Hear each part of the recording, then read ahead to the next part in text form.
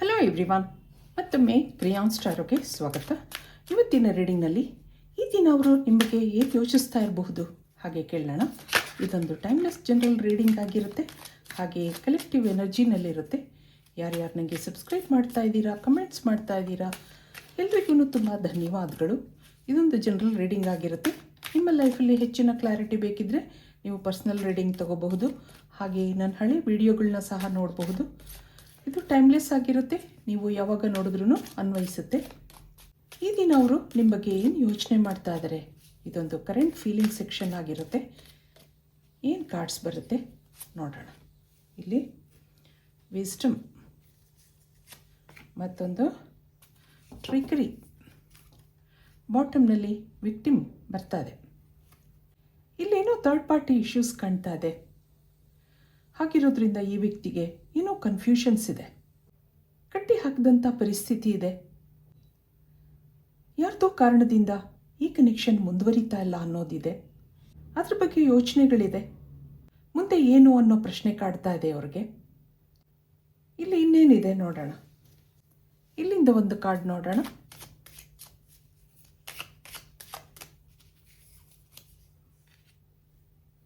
ಇಲ್ಲೊಂದು ಲೇಡಿ ಬರ್ತಾ ಇದೆ ನೋಡಿ. ಸ್ಟ್ರೋಕ್. ಆಗಲೇ ಏನೋ ಕನ್ಫ್ಯೂಷನ್ಸ್ ಇದೆ ಅಂತ ಹೇಳಿದೆ. ಈ ವ್ಯಕ್ತಿಗೆ ಏನೋ ಶಾಕ್ ಆಗಿದೆ. ಯಾಕೋ ಈ ಕನೆಕ್ಷನಲ್ಲಿ ಮುಂದುವರಿಯೋಕ್ಕಾಗ್ತಾ ಇಲ್ಲ.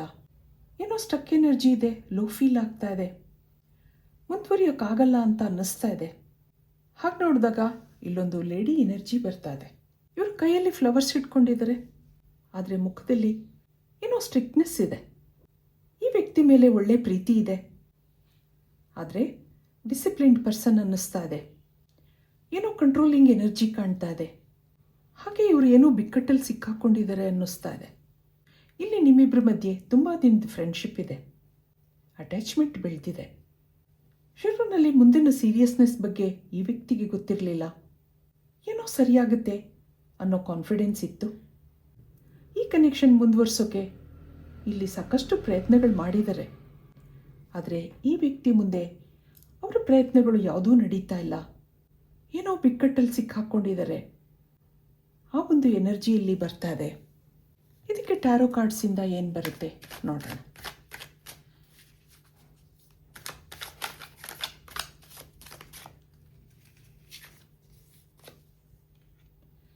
ಇಲ್ಲೊಂದು ಸನ್ ಕಾರ್ಡ್ ಬರ್ತಾ ಇದೆ.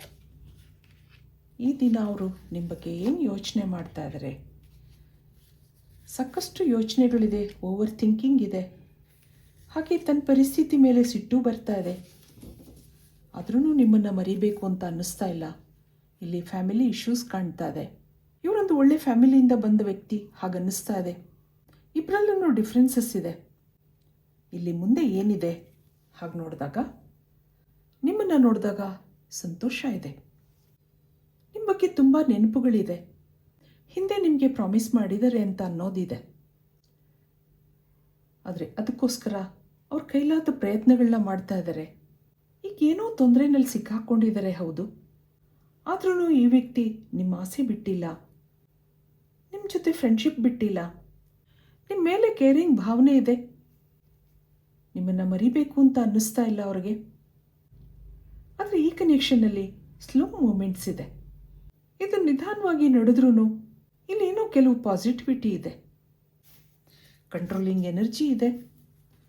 ಆದ್ರೂ ಈ ವ್ಯಕ್ತಿ ಸುಮ್ಮನೆ ಕೂತ್ಕೊಂಡಿಲ್ಲ ಅನ್ನೋದಿದೆ. ಇದಕ್ಕೆ ನಿಮ್ಮ ಎನರ್ಜಿ ನೋಡೋಣ. ನೀವೇನು ಯೋಚನೆ ಮಾಡ್ತಾ ಇದ್ದೀರಾ? 5 ಆಫ್ ಪೆಂಟಿಕಲ್ಸ್ ಬರ್ತಾ ಇದೆ ನೋಡಿ. 5 ಆಫ್ ಕಪ್ಸ್, ಮತ್ತೊಂದು 9 ಆಫ್ ಕಪ್ಸ್.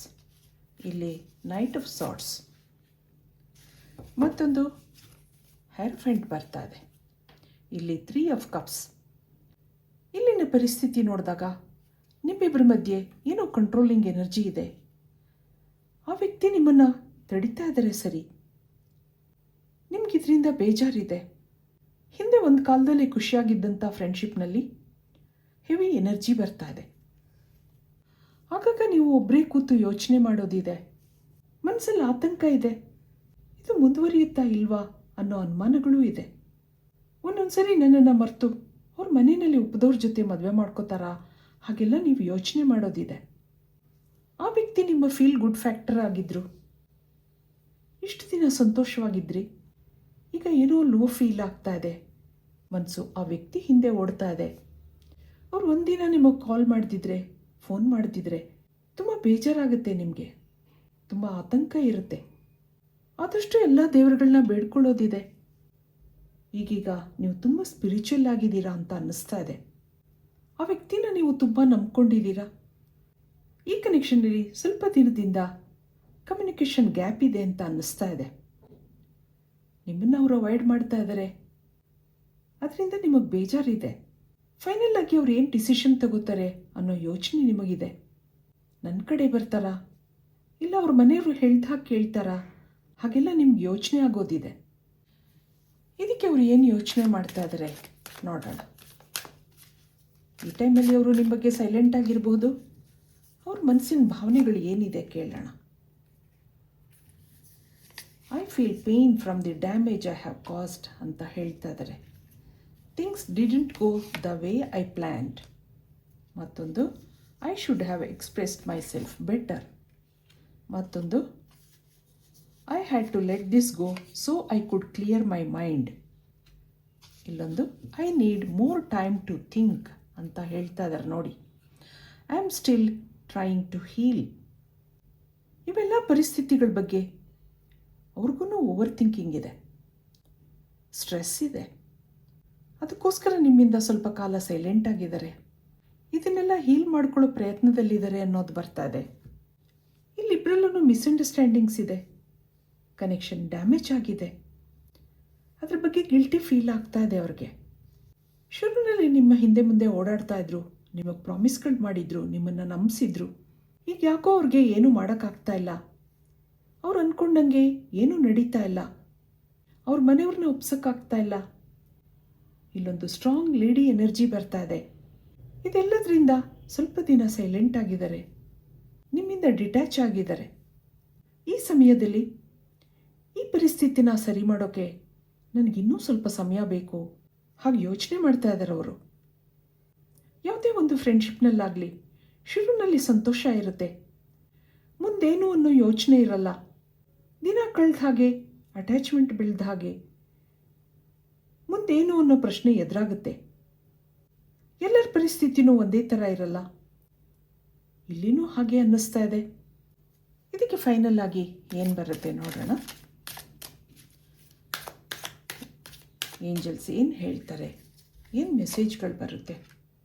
ಇಲ್ಲೊಂದು ಮಿಸ್ಟಿಸಿಸಮ್, ಮತ್ತೊಂದು ಫರ್ಗಿವ್ನೆಸ್, ಹಾಗೆ ಪ್ರೇಯರ್, ಮತ್ತೊಂದು ಫೇತ್,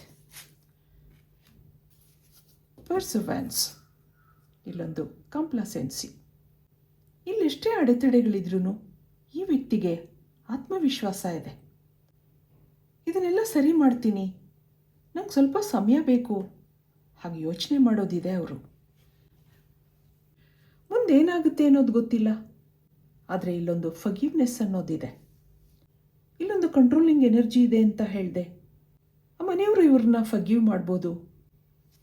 ನೀವು ಮಾಡಿಕೊಂಡ ಪ್ರೇಯರ್ಸು, ಆ ನಂಬಿಕೆ ಎಲ್ಲ ಕೆಲಸ ಮಾಡುತ್ತೆ ಅನ್ನೋದಿದೆ ಇಲ್ಲಿ. ಇದು ಇವತ್ತಲ್ಲ ನಾಳೆ ಸರಿಯಾಗುತ್ತೆ. ಮಿರಾಕಲ್ಸ್ ಒಂದೆರಡು ದಿನದಲ್ಲಿ ಆಗಲ್ಲ ಅಲ್ವಾ? ಹಾಗಿರೋದ್ರಿಂದ ಪಾಸಿಟಿವ್ ಆಗಿ ಯೋಚನೆ ಮಾಡಬೇಕಾಗತ್ತೆ. ಈ ವ್ಯಕ್ತಿಗೆ ಎಲ್ಲನೂ ಸರಿ ಮಾಡ್ತೀನಿ ಅನ್ನೋ ಆತ್ಮವಿಶ್ವಾಸ ಇದೆ. ಮುಂದೆ ಇದೆಲ್ಲ ಸರಿಯಾಗಬಹುದು. ಹಾಗಿರೋದ್ರಿಂದ ಬಿ ಪಾಸಿಟಿವ್. ಇದು ಇವತ್ತಿನ ರೀಡಿಂಗ್ ಆಗಿರುತ್ತೆ. ಮತ್ತೆ ಇಂಥದೇ ರೀಡಿಂಗ್ ಕೇಳಬೇಕು ಅನಿಸಿದ್ರೆ ನನ್ನ ವೀಡಿಯೋಸ್ನ ಲೈಕ್ ಮಾಡಿ, ಶೇರ್ ಮಾಡಿ, ಸಬ್ಸ್ಕ್ರೈಬ್ ಮಾಡಿ.